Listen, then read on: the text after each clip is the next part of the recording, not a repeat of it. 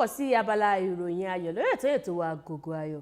Orúkọ tèmi ni Olúwaṣèyí Ògúnlẹ́yẹ. Kókó inú ìròyìn náà rèé. Paul Okoye ṣàlàyé ìdí tí kò fi ṣègbéyàwó lọ́jọ́ kan náà pẹ̀lú ìbejì rẹ̀. Davido ṣe ìtọrẹ àánú fún àwọn ọmọ aláìlóbìí, àwọn iléèwé àtàwọn tí kò rọ́wọ́ mú. Ẹ wá nǹkan fìdílé ká jọ gbádùn ìròyìn náà lẹ́kùnrẹ́rẹ́. Paul àti Peter Okoye tí gbogbo ènìyàn mọ̀ sí P-Square jẹ́ ògbóǹtarìgì olórin orílẹ̀-èdè Nàìjíríà tí kò ṣe fi ọwọ́ rọ́ sẹ́yìn nílẹ̀ Áfíríkà. Ọ̀pọ̀lọpọ̀ àwọn ènìyàn ló sì lérò wípé àwọn méjèèjì yóò ṣe ìgbéyàwó ní ọjọ́ kan náà gẹ́gẹ́ bí ìbejì tó ti máa ń ṣe oríṣiríṣi nǹkan papọ̀. Ṣùgbọ́n Peter já Paul sílẹ̀ nígbà tó ṣe ìgbéyàwó ní ìlànà tìbílẹ̀ pẹ̀lú ìyá àwọn ọmọ méjì rẹ̀ ìyẹn Lọlá Ọmọ́táyọ̀ nínú oṣù kọkànlá ọdún 2013.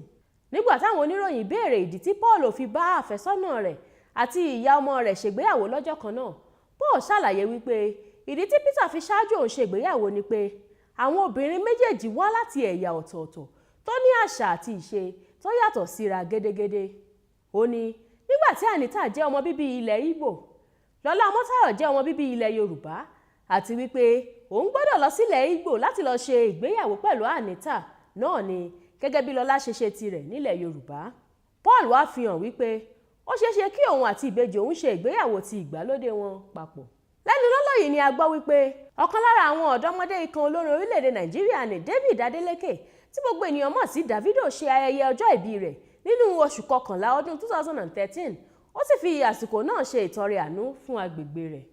Olórin yìí tó ń gbáradì láti gbé orin tuntun jáde kọ́kọ́ bẹ̀rẹ̀ ọjọ́ náà nípa lílọ sí iléèwé alákọ̀ọ́bẹ̀rẹ̀ tìjọba tó wà nílùú Ìkẹjà, ìyẹn Ìkẹjà Government Primary School, níbi tó ti fún àwọn akẹ́kọ̀ọ́ ibẹ̀ ní àwọn ohun ìkọ̀wé àtàwọn ẹ̀rọ ìgbàlódé tí yóò mú ìdàgbàsókè bá ètò ẹ̀kọ́ wọn.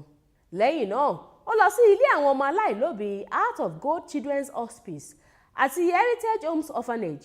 Ó sì fi ọ̀pọ̀lọpọ̀ ẹ̀bùn ta wọ́n lọ́rẹ. Èyí ni òpin ìròyìn náà, ẹ gbọ́ kókó inú rẹ̀ lẹ́ẹ̀kan sí i. Paul Okoye ṣàlàyé ìdí tí kò fi ṣègbéyàwó lọ́jọ́ kan náà pẹ̀lú ìbejì rẹ̀. Davido ṣe ìtọrẹ àánú fún àwọn ọmọ aláìlóbìí, àwọn iléèwé àtàwọn tí kò rọ́wọ́ mú. Àwùjọ bẹ́ẹ̀ lọ lórí abala ìròyìn ayọ̀ lórí ètò wa Agogo Ayọ̀ fún tòní. Lẹ́ẹ̀kan sí orúkọ tèmi ni Olúwaṣèyí Ògúnlẹ́yẹ. Ètò ṣì ń tẹ̀síwájú, ẹ má bá wa kálọ. Ètò yìí ló ń rán wa létí èdè àtàṣà wa tó ṣe kókó.